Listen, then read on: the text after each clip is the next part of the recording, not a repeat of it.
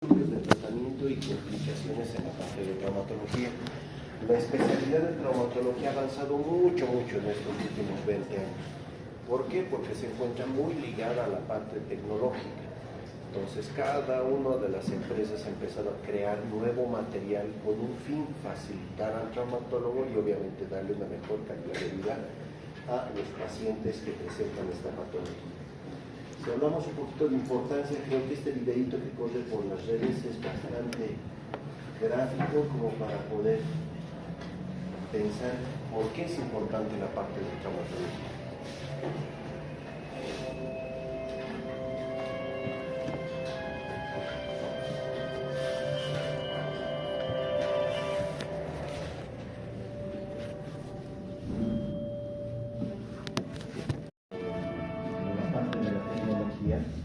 Es muy importante en la parte de traumatología, porque es la biomecánica y por lo tanto hay muchos investigadores que van buscando la mejor manera de estabilizar una fractura. Obviamente cada fractura tiene su propia personalidad. No es lo mismo operar a un paciente de 20 años que uno de 90 años. Han debido notar que nuestra población actualmente es muy longeva. Nosotros tenemos, ya llamamos adultos mayores prácticamente por encima de los 87 años. Entonces ya estamos entrando de la cuarta etapa de la vida. Y esos pacientes necesitan la misma calidad de aquel paciente de 20 años.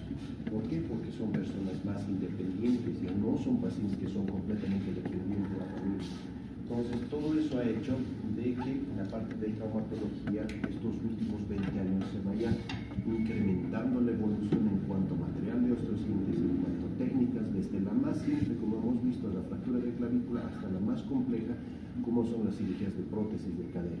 Entonces todo el tiempo se va aumentando la tecnología para darle mejor calidad de vida. Pero a medida que nosotros vamos evolucionando en material de osteosíntesis para mejorar, también están aumentando los accidentes de tránsito, ¿no? Es uno de los primeros lugares dentro de las 10 patologías más frecuentes causantes de muerte según la OMS. Los accidentes de tránsito prácticamente tienen una alta mortalidad entre pacientes de los 18 y 44 años. Es decir, pacientes que están en un punto máximo de su etapa de desarrollo. A esa edad que queremos estudiar, queremos tener una familia. A los 40 años ya tenemos una profesión, queremos explotar esa profesión y ahí es donde tenemos estos accidentes y por lo tanto las limitaciones que pueden presentar. Dentro de la traumatología siempre tenemos que prevenir, diagnosticar, tratar. ¿Qué tratamos? Todas las lesiones musculoesqueléticas. Y para prevenir, diagnosticar y tratar las lesiones musculoesqueléticas necesitamos saber tiempos. Los tiempos de reparación de cada uno de los segmentos que nosotros tenemos. Por ejemplo, los ligamentos. Todo esto del proceso de reparación de los ligamentos depende de diferentes factores. Gravedad de la lesión, la rehabilitación, si ha sido operado o no ha sido operado. Del grado de severidad puede ser un grado 1, un grado 2, un grado 3. Pero en medidas generales cumplen siempre estos tres pasos. Una fase inflamatoria que dura de 24 a 72 horas, donde se genera el primer impacto y por lo tanto tenemos un proceso inflamatorio que son prácticamente la base para que pase a la siguiente fase. La siguiente fase, una fase proliferativa o reparadora, 2 a 3 semanas. En este momento, ¿qué es lo que pasa en los ligamentos? Las principales células son los fibroblastos. Ellos, obviamente, por sus características, intentan darle un piso para poder reparar nuevamente este ligamento, obviamente junto con el colágeno. Tenemos una fase 3 de remodelación que ya pasa durante las semanas y los meses. En ese tiempo, nuevamente nuestros ligamentos intentan recuperar la misma fortaleza que el original para que obviamente vuelva a sustituir la función. Se dan cuenta que sabiendo los tiempos nosotros vamos a poder indicar, por ejemplo, algún tratamiento. Si tenemos, por ejemplo, un esguince grado 1, sabemos que esto puede tardar de 5 a 7 días en recuperarse. Es decir, una distensión del ligamento solar. ¿No ven? Entonces, sabemos que este proceso se va a presentar, por lo tanto, nuestro tratamiento va a ir dirigido a darle antiinflamatorios. Si es un gradito 1, solamente una inmovilización con una venda elástica. Si es un grado 2, ya necesitamos 3 hasta una cirugía posiblemente. Sea cual sea de los grados, nuestro último paso es siempre la rehabilitación. Nosotros estamos prácticamente pegados a lo que es la rehabilitación, sea esta la fisioterapeuta o cualquier otro especialista dedicado a la rehabilitación del paciente. Nosotros hacemos el 50% y la rehabilitación es el otro 50%. ¿Ya? Hay pacientes que realmente colaboran mucho con la rehabilitación y hay otros que esperan. Esperan que se les pase todo el dolor. Y eso es siempre un gran error. Toda la rehabilitación tiene que ir acompañada de mucha información para el paciente. El paciente tiene que saber que tiene que mover esa articulación pese al dolor. ¿Por qué? Porque la fase de remodelación tarda de semanas a meses. Y si nosotros esperamos meses a que calme el dolor, esa articulación ¿cómo está? Esos ligamentos ¿cómo están? Rígidos. Esa articulación está demasiado quieta por demasiado tiempo y por lo tanto empieza a tener grados de osteoporosis y por lo tanto complicaciones. ¿Qué pasa con los tendones? Mismas 3 fases. Una fase inflamatoria, esta tarda las primeras 48 horas. Lo mismo, hematoma, células inflamatorias, liberación de factores de crecimiento. Una fase proliferativa reparadora de 2 días hasta las 6 semanas, tarda un poco más, ya no es igual que los ligamentos, eso tarda hasta 6 semanas. Nueva formación de vasos, nuevo tejido conectivo, los fibroblastos, el colágeno, todo eso provoca que se llene ese defecto que se ha generado. Llámese una ruptura parcial o total de un tendón, necesita esa fase reparadora. Y una fase de remodelación que tarda prácticamente de 3 semanas hasta un año. Especialmente un año cuando hablamos, por ejemplo, de un tendón tan grande como es el tendón de Aquiles. El tendón de Aquiles, cuando tenemos una ruptura parcial, lo podemos recuperar hasta en unos 3 meses. Pero cuando es una ruptura total, necesita un periodo de rehabilitación hasta el año. ¿Eso qué quiere decir? Que no lo vamos a mantener internado durante un año, pero sí hay que explicarle que ese tendón necesita pasar por una fase de remodelación para que ese tendón grueso postoperatorio se vuelva otra vez delgado y pase por este fenómeno de remodelación. ¿Se dan cuenta? Entonces todo depende del grado de la lesión y la complejidad y el tamaño del mismo tendón que se presenta. En medidas generales podemos decir que de 6 a 12 semanas es el periodo básico para la reparación del tendón, ya sea de forma quirúrgica o sea con un tratamiento ortopédico, siempre guiados con antiinflamatorios y una rehabilitación posterior. Vamos a la fase muscular. Los músculos, al igual que las otras estructuras, necesitan tiempos. Tenemos una fase inflamatoria de 0 a 2 días, donde nuestro cuerpo lo primero que hace cuando tenemos una lesión muscular es una respuesta inmunológica. ¿Para qué? Para empezar a limpiar esa zona lesionada. Lo limpia, y una vez limpiada esa zona lesionada, recién empieza nuestra fase proliferativa de reparación, de 2 a 5 días. Empieza a haber un tejido cicatrizal, empieza a haber tejido conjuntivo, nuevos vasos que van tratando de reparar esa masa muscular.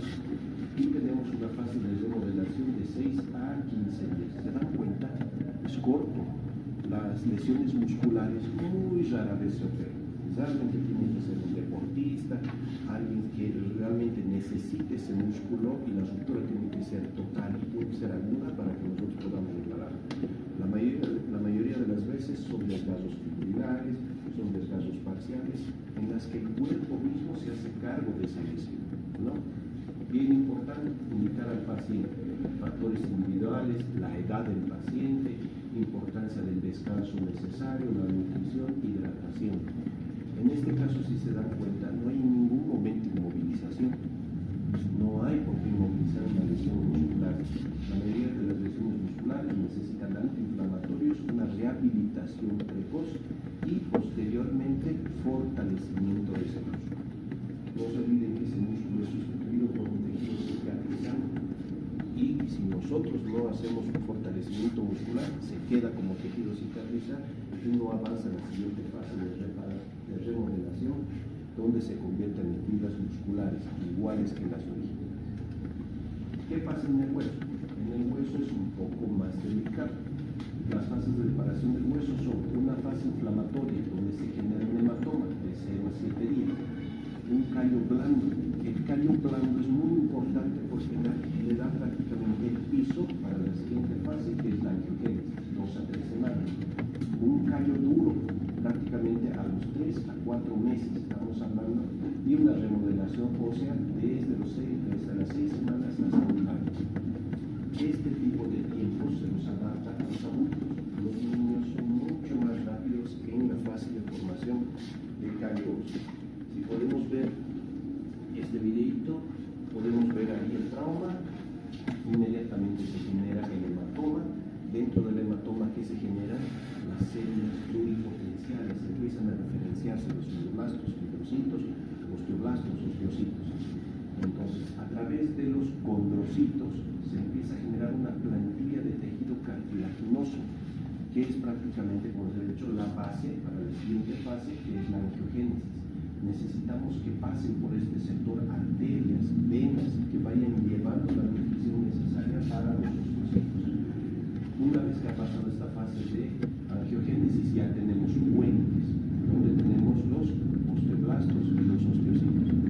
Entonces, esta fractura para nuestras células es un puente enorme y obviamente tiene que ir separando poco a poco. Una vez que ha pasado esta fase inicial, ya empezamos la fase de remodelación, donde hay un equilibrio entre los osteoblastos y los osteoclastos. Entonces, uno genera hueso y el otro se absorbe el hueso. En esta fase de remodelación pasa exactamente eso. Todo el exceso de hueso se va absorbiendo y dándole la nueva forma al hueso que previamente ha sido fracturado. ¿Esto para qué? Para que obviamente cumplan las solicitudes de la persona que ha sufrido la lesión. No se repara el tejido óseo en mí igual que en otro que levanta pesas, por ejemplo. El que levanta pesas necesita unos huesos especiales. ¿Por qué? Porque su cuerpo ha adaptado todo su tejido óseo para ese tipo de sobreesfuerzos. En cambio en mí no, es diferente. Para mí lo ha adaptado para otro tipo de solicitudes. A eso es lo que llamamos la ley de Ward. Es una ley donde el tejido óseo se adapta a las nuevas solicitudes que presenta el paciente. En traumatología hablamos de tratamientos conservadores ortopédicos. ¿Cómo se define el tratamiento conservador? Es aquel tratamiento o gesto terapéutico que no requiere la intervención de ningún procedimiento quirúrgico. Y dentro de estos que tenemos, por ejemplo, tenemos desde reposo, paciente que no necesita cirugía y solamente le mandamos a que repose. Puede ser en qué casos: fracturas costales, fracturas aisladas, algunas fracturas por fatiga que no necesitan un tratamiento específico. Podemos tener otra forma de hacer tratamiento ortopédico como es la sindactilia, especialmente en fracturas de los dedos, tanto de la mano o de los pies. ¿Qué pasa si tiene nuestro paciente una fractura en la falange media del quinto dedo? Entonces, actuamos como un dedo solidario, unimos a nuestro dedo a través de telas adhesivas y estamos actuando como si fuera una fémina. Y por lo tanto los dos se mueven al mismo ritmo y le damos un tiempo prudente para que esa cierta inmovilización provoque callo y obviamente sane esa lesión. No se olviden que este tipo de tratamientos no son en fracturas desplazadas, sino en fracturas estables. Otro tipo de tratamiento, las férulas, tenemos los yesos circulares, tenemos otras órtesis que actualmente las casas de ortopedia fabrican en exceso. Todas son buenas, siempre y cuando estén bien indicadas. Esto podemos indicarlos, por ejemplo, en algunas lesiones vertebrales, como en este caso. Podemos utilizar en lesiones en húmero, muñeca, tibia, segmentos donde nosotros podemos adaptar estos aparatos a las solicitudes del paciente. Otro tipo de tratamiento ortopédico no quirúrgico son las reacciones cutáneas, como en este caso.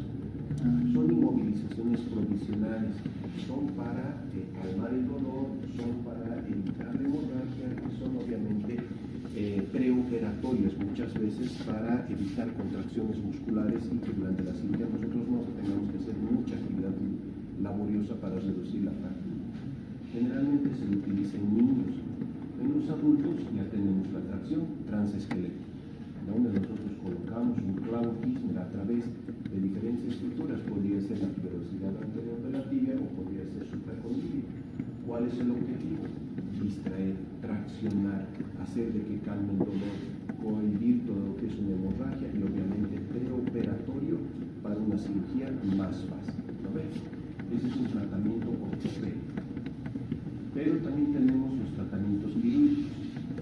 Ahí sí tiene que haber intervención de un cirujano. Y han debido escuchar clasificación A O en todos los sectores. ¿No ven? Igual la clasificación AO tiene principios. ¿Y qué nos dice? Que cualquier procedimiento quirúrgico tiene que tener una reducción funcional. Si es una fractura en un hueso largo y es a nivel de la diáfisis. ¿Eso qué significa? Nosotros no somos carpinteros, no vamos haciendo que cada hendidura vaya cerrándose completamente. No, trabajamos con la biología del cuerpo. ¿Qué queremos? Que esté en eje, que no tenga rotaciones, que no tenga ni un varo ni un valgo, que sean patológicos. Hay fracturas que tienen tendencia a formar ciertas deformidades que no son tolerables, entonces sobre eso tenemos que intervenir. Hay otras fracturas que toleran muy bien las deformidades. Por ejemplo, las fracturas de húmero en niños que tienen una angulación hasta de 45 grados son completamente tolerables y no necesitan ninguna intervención quirúrgica. Pero en un adulto eso ya no. Necesitamos restituir un poco más su valgo para que ese húmero sea más funcional. ¿Se dan cuenta? Entonces, por eso vamos viendo esto. Reducción anatómica, ¿dónde? En las articulaciones. No se olviden que la articulación es una zona lisa donde el cartílago tiene que ser completamente congruente. Si tenemos una fractura articular, estamos obligados a realizar una reducción anatómica. Ahí sí no podemos dejar gradientes. ¿Cuánto es una grada intolerable para nosotros? Más de 2 milímetros. ¿Se dan cuenta? Estamos jugando con un espacio muy corto. Entonces necesitamos que esa articulación sea completamente congruente, por lo tanto, cuando es una fractura articular, reducción anatómica. Podemos utilizar fijación estable. Necesitamos que nuestro material de osteosíntesis proporcione al paciente la estabilidad como para poder rehabilitarse por hoy. Si yo sé que mi paciente de 90 años tiene osteoporosis, tiene otras patologías de base que han hecho de que el tejido óseo sea muy frágil, tengo que buscar el material idóneo para poder darle esa estabilidad. No me conviene que ese paciente por fragilidad ósea falle el material, por lo tanto su movilización se prolongue y se complique con otras patologías. Preservación de la vascularización. Ya no abrimos como antes. Antes podíamos agarrar todo el fémur y abrir de extremo a extremo para poder ver completamente la fractura y obviamente reducirlo al milímetro. Ya no hacemos eso. La mayoría de las técnicas que ustedes han visto en el video son a través de incisiones percutáneas, pequeñas. Tratamos de deslizar, tratamos de no lastimar el periósteo. Porque no se olviden que por más bonito que yo reduzca la fractura, esa fractura necesita una vascularización. ¿Y de dónde viene la vascularización? Una vascularización endóstica y una vascularización perióstica. ¿Quién le da esa vascularización perióstica? Los tejidos circundantes. Entonces no me conviene pelar ese hueso completamente, dañar la vascularización para que sea bonita en la foto, pero que a los 3 meses no forme callo por alteración de la vascularización. Entonces, esa es la nueva tendencia. Para el tratamiento quirúrgico tenemos todo el material que se puede imaginar. Clavos Kirchner. ¿En quiénes utilizamos clavos Kirchner? Especialmente en niños o en fracturas relativamente estables, que no necesiten una rigidez en cuanto a su reducción, que se mantienen en una posición. Tenemos, aparte de los clavos Kirchner, alambre de cerclaje. Esta forma de 8 de Odenti que se llama es muy aplicado especialmente en dos estructuras, la rótula y el uretra. ¿Qué más tenemos? Placas y tornillos. Todas las empresas de osteosíntesis nos ofrecen placas y tornillos con diferentes características. Para hueso joven, para hueso adulto, entonces tenemos diferentes herramientas para cada uno. Clavos endomedulares. Muchas veces nosotros poníamos placas en fémur, heridas sumamente grandes para colocar una placa enorme, pero ahora ya podemos hacerlo con mínimas incisiones solamente en la parte proximal, utilizar el canal medular como eje y por lo tanto hacer que el paciente no tenga muchas heridas y más al contrario se rehabilite más pronto. Fracturas feas, donde realmente nosotros no podemos reconstruir esa articulación. Por más de que queramos, esa articulación está muy comprometida, hay muchos fragmentos, es una fractura multifragmentaria con conminución a nivel de la articulación. ¿Qué queremos? Distracción, artrodistracción, distraer esa articulación, tratar de ganar longitud, tratarle de dar forma. ¿Y cómo podemos hacerlo? A través de tutores externos.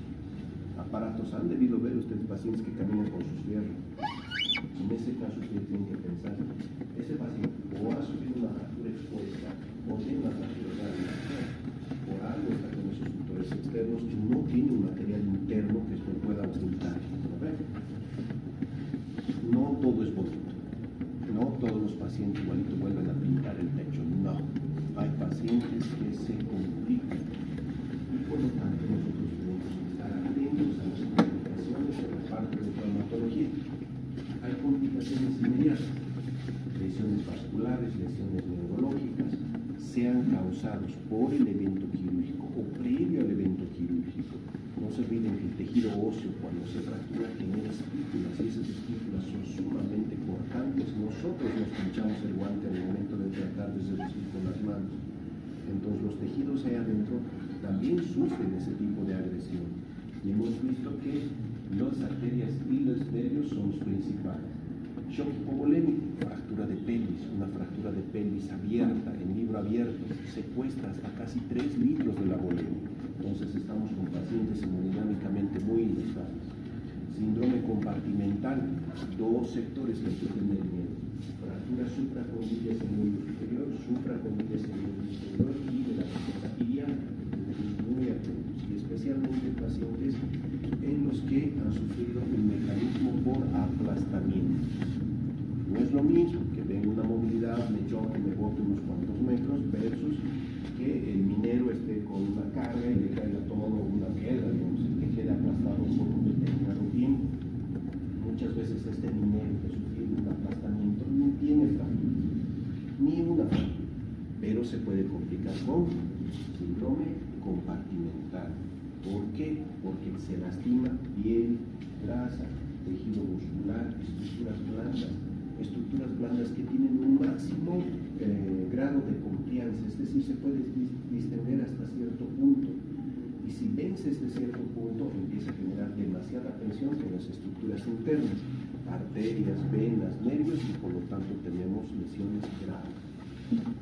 Inmediatas, embolias grasas, especialmente en cirugías grandes o en fracturas grandes, fémur, cadera, tromboembolia pulmonar, supracondilias a nivel de la tibia, a nivel del fémur, infecciones, una fractura expuesta. No sabemos si el evento ha sido externo, algún elemento metálico externo de una movilidad que ha logrado traspasar la piel, ha logrado fracturar, o ha sido que el huesito se ha fracturado y ha salido desfigurado. Entonces, en cualquiera de los dos casos, ese tejido óseo que está estéril se contamina con el medio ambiente y por lo tanto tiene tendencia a la infección. Complicaciones tardías, escaras por decúbito, pacientes de la tercera edad postrados por mucho tiempo. Osteonecrosis, cuando se lastima la circulación de un segmento húmero proximal, fémur proximal, lo primero que pasa es que se necrosa. Pseudoartrosis, por más de que nosotros hacemos el mejor trabajo, la circulación se altera, no se forma todo el proceso de consolidación ósea, tenemos una pseudoartrosis. Artrosis postraumática, esa superficie articular que se encuentra fragmentada, nunca va a volver a ser funcionalmente igual que un principio, va a tener secuelas. ¿Y a qué le va a condicionar? A una artrosis precoz. Atrofias óseas de Schüller y contracturas isquémicas de Goldman, que son patologías que le vamos a tomar. Lesiones vasculares, este tipo de deformidades, una fractura supracondilia con una espícula ósea prominente en la parte anterior. ¿Qué va a seccionar? La arteria braquial. ¿No ve? Entonces, por lo tanto, tenemos que estar atentos a ese tipo de patologías. Se presentan las lesiones vasculares entre un 5 y un 25% de los casos. Es más frecuente en los pacientes polifracturados y en las fracturas múltiples. ¿Qué arterias se encuentran mayormente comprometidas? La arteria femoral y poplítea son las más frecuentes por las condiles especialmente. Y luego la arteria braquial por este mecanismo. ¿No ven? Espícula ósea grande, como vemos en la arteriografía que el vaso se interrumpe su circulación y por lo tanto tenemos complicaciones. Lesiones neurológicas se presentan en un 5% de los pacientes en trauma cerrado y donde generalmente a nivel de la columna, ya sea esta columna cervical, columna dorsal o columna lumbar, son los más frecuentes. En el miembro superior siempre tenemos cuidado con el nervio radial. Nosotros tenemos bien el paciente con una fractura de húmero o primero que le hacemos es vagonar ese nervio. ¿Por qué? Porque se puede lastimar preoperatoriamente o transoperatoriamente. Es un nervio súper ingrato, donde tú lo puedes cuidar mucho, lo mueves y se paraliza. Y obviamente, ¿cómo se manifiesta la parálisis del nervio radial? Mano caída. Entonces, por eso, antes de la cirugía, ¿cómo está señora? ¿Puede mover su mano? Empieza a mover. Oh, ya, está bien su nervio radial. Entonces voy a tener el doble de cuidado para que ese nervio no se paralice. O al contrario, ¿cómo está? Bien, doctor, ¿puede mover su mano? Sí, así mueve. Pero haga esto, respira su mano. No puede. Parálisis del nervio radial. No puede hacer dos cirugías. Entonces, en ese caso, tengo dos funciones. Examinar la fractura y ver si ese nervio no se ha seccionado. Si solamente se trata de una neuropraxia, se ha golpeado, se ha paralizado y por lo tanto necesita un periodo de tiempo para que vuelva otra vez a movilizar su nervio. ¿Verdad? Entonces, siempre, hasta por carácter legal, nos ha pasado por toda esta parte económica. Ya métalo quirófano, no importa, así de una vez, especialmente en la parte privada. En la parte privada, el preoperatorio es ver si ha pagado la vez. No debe haber factura. No es como en una institución donde el preoperatorio es a ver, no tendrá pelitos en su manito, le afectaremos, a ver, quiero los laboratorios, le visto el cardiólogo, a ver, no es así, es más rápido. Entonces, en ese trajín a alguien se le olvidó. Cuando entramos a quirófano, no sabemos si adentro o afuera, pero salió con la mano caída. Entonces, lo primero que han hecho los familiares, te mandan la nueva. Y nos hemos quedado con la duda de qué será. ¿Será que la placa está aplastando el nervio? ¿Será que algún movimiento ha hecho que se paralice? Entonces ya entra toda la susceptibilidad. Y por lo tanto, es shock hipovolémico. Miren, todas estas arterias están cuando tienen este tipo de lesiones. ¿A cuáles lesiones tienen que tenerle miedo? Especialmente a las que aumentan el volumen intrapélvico. Todas las fracturas de pelvis en libro abierto necesitan cerrar. ¿Por qué? Porque mientras más abierto esté esta pelvis puede secuestrar mayor cantidad de sangre. El paciente que sufre un shock hipovolémico es un paciente ansioso, que tú lo puedes catalogar hasta de sospechoso. No me toque, no quiero hacer, no, todo es no, pero se va apagando como una velita poquito a poquito. A un principio está muy ansioso y luego ya no puede ni hablar, y eso pasa en cuestión de minutos. Entonces, por eso hay que estar atentos en este tipo de traumatismo, ¿no? Se presenta prácticamente en un 15-20%, puede secuestrar, mejor dicho, ese 15%, 20% de la volemia. Miren que como cada fracturita puede secuestrar sangre. Una costilla hasta 100 cc, fémures de 1 a 1.5 litros y la pelvis desde 2 hasta 2.5 litros. Imagínate un paciente polifracturado, 1000 ml por cada zona de fractura. Entonces, en esos pacientes hay que reponer líquido. Síndrome compartimental. El síndrome compartimental nos olvida que es el aumento de la presión tisular dentro de un compartimento aponeurológico. ¿Cuánto? Más de 30 milímetros de mercurio. ¿Es una emergencia? Es una emergencia. ¿Por qué? Porque corre riesgo estructuras delicadas, arterias, venas, nervios, músculos. ¿Lo ven? Son las más frecuentes las fracturas supracondyliares, húmeros y el fémur. Lesiones por aplastamiento, quemaduras, mordeduras de animales, inyecciones de alta presión, traumatismos penetrantes. Agarran un cuchillo, se apuñalan, la herida no más de unos 2 o 3 centímetros, pero para tu mala suerte, activa el tejido muscular, que es muy sangrante, y toca alguna arteria o alguna venita pequeña, empieza a aumentar la presión intracompatible. Y eso obviamente provoca serios problemas. Por eso es estar complicaciones no traumáticas, anticoagulación, compresión prolongada por algún elemento, mala posición durante la cirugía, sobredosis de drogas, vendas, férulas. Por eso no les enseño yesos circulares. Es preferible utilizar una férula que un yeso circular. Sí, está bien que conozcan de yesos circulares, pero han debido escuchar: me han puesto mi yeso y ahí adentro estaba ocurriendo. Me han puesto mi yeso y mi mano se ha vuelto y se muere. Han escuchado. Hay que creerle al paciente. Cuando el paciente tiene una férula o un yeso y le duele, hay que creerle. ¿Y qué es más fácil, retirar una férula o retirar un yeso circular? Hasta para mí se me hace complicado retirar un yeso circular porque no todos tienen la cirrosidad. Y no voy a estar guacaboleando con mi tijerita o con mi cuchillita. No, necesito el resultado de retirar. Pero una férula es mucho más fácil. Veo qué está pasando, todo está bien. Vuelvo a inmovilizar. Hay algo raro, paro, lo saco, hago el tratamiento. He tenido un caso donde tenía alergia al algodón, le dolía, sacamos el yeso llenito de algodón. Exactamente todo el sector que estaba con el algodón.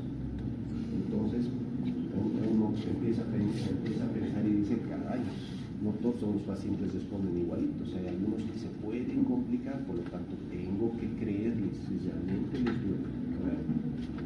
¿Qué más? Síndromes compartimentales por ejercicio, sí, en atletas profesionales, ¿no? Puede ser actividades repetitivas, rutinas de ejercicios muy intensos, equipamientos demasiado ajustados que se pueden presentar. ¿Cómo diagnosticamos? Diferentes elementos. Podemos diagnosticar con elementos más caseros, otros últimos digitales, podemos utilizar incluso a través de la ecografía, oxímetros, resonancia magnética, todo lo que ustedes quieran. Pero muchas veces estos elementos no los tenemos a mano. Y obviamente es necesario la clínica. Y en la clínica ya está bien estudiado. Lo que tenemos que saber es las 5 P's. ¿Lo ven? Dolor, palidez, pulsos débiles, parestesias, parálisis.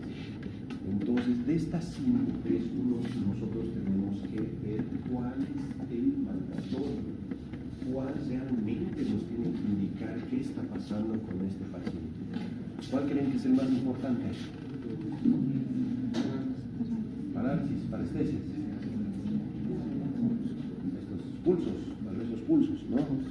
No. Si nosotros esperamos a que haya palidez, ¿qué significa? Que la circulación ya está mal. Disminución del pulso, caray, ya está obstruido ese lugar. Parestesias, ya para qué, ya ha afectado el sistema nervioso. Parálisis, no, ya hay que más mandarlo por lado. ¿Dónde tenemos que agarrar? Dolor. Pero ahora me van a salir, claro, toda fractura duele. Sí, toda fractura duele. Y dependiendo de nuestro umbral del dolor, varía también. Pero ¿qué caracteriza el síndrome compartimental? Que es un dolor desproporcionado. Eso márquense en su cabecita, dolor desproporcionado. ¿Eso qué quiere decir? Ejemplo, tengo una fractura supracondilia a nivel del número de lados derecho. Si yo hago esto, ¿me tiene que doler? Obvio, porque está haciendo un brazo de palanca y obviamente mi fractura se está moviendo a todos lados. Pero ¿me tiene que doler si yo hago esto? ¿Por qué? Porque es otro sector. Eso es lo que presentan los pacientes. Ay, doctor, me duele. A ver, doctor, demasiado. Doctor. El tocarle un dedo es como tocarle aquí su fractura. ¿Se dan cuenta? Esa desproporción, y ahí se comienza a pensar: ¿por qué le duele su dedo? ¿Tiene algo? No, está aumentando la presión, está haciendo que ese músculo se vuelva colapsado y por lo tanto cualquier movimiento hace de que ese músculo se contraiga y por lo tanto aumenta más la presión y por lo tanto duele. Ahí es donde tenemos que encontrarlo. Lo mismo pasa en los miembros inferiores. Fractura en pierna, le muevo su primer dedo gordo y dolor intenso. Dolor desproporcionado.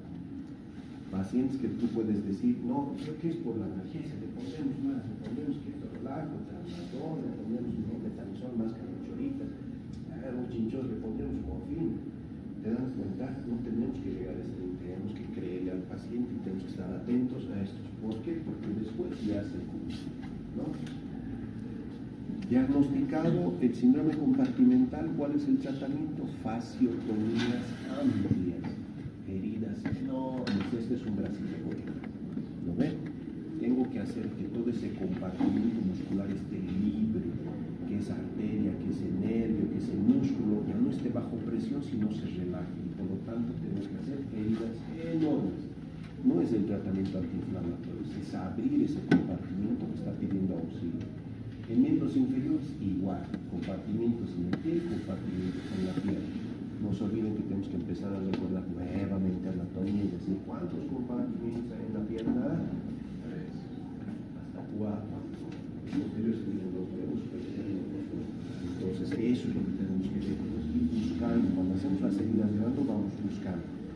Vamos liberando. Y uno mismo se da cuenta que cuando abre la piel, el músculo explota, es por la presión que se genera. Embolia grasa son pacientes obviamente operados o pacientes que tienen fracturas de huesos grandes. Es raro, se presenta en el 1% y 27% de los pacientes con fracturas grandes. Aparecen de 2 a 3 días generalmente, especialmente en jóvenes. Eso es lo que hemos visto mucho en los hospitales. Se caracteriza por alteraciones en la conciencia. Tenemos petequias, estamos muy atentos a estos puntitos rojitos que se generan tanto en los párpados como en el cuerpito. ¿Cuál es el tratamiento? Anticoagulación, heparinas, aspirinas, dextranos, todo lo que sea antiagregantes plaquetarios para que hacer que esos émbolos grasos se vayan diluyendo y obviamente no compliquen las manos. Embolia pulmonar, otro factor importante de una complicación aguda, fracturas grandes. Y prácticamente se encuentran fracturas en cadera y pierna. Lo más importante, ansiedad y agitación. Paciente dichoso, paciente agitado. Doctor, nadie está ese tipo de cosas, ¿verdad? Entonces, ese paciente empieza a tener datos de dificultad respiratoria, aumenta su capacidad respiratoria, incluso en los peores casos hasta tos con sangre. Empiezan a sudar y obviamente ya tenemos un pulmón completamente complicado. ¿Qué tenemos que hacer? Obviamente anticoagulantes, trombolítico, a veces, muchas veces cirugía para sacar esos coágulos y evitar que colapse ese pulmón. Entonces, atentos a este tipo de complicaciones. Complicaciones inmediatas, infecciones, una fractura expuesta. Si es un grado 1, tiene hasta el 2% de posibilidad de infectarse. Si es un grado 2, del 3 al 10%. Si es un grado 3, del 11 hasta el 50%. ¿Se dan cuenta? A medida que avanza la gravedad, obviamente esto va a ser. Escaras por decúbito, zonas de hiperpresión, zonas donde el tejido